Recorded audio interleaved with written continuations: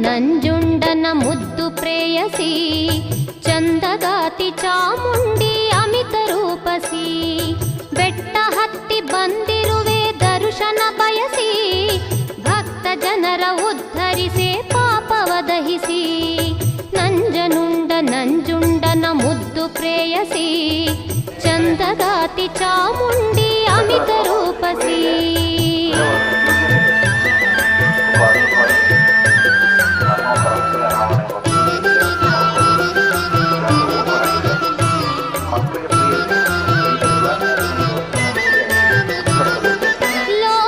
ಲೋಕನಾಥನಾರ್ಧಾಂಗಿ ಮೂಜಗ ಜನನಿ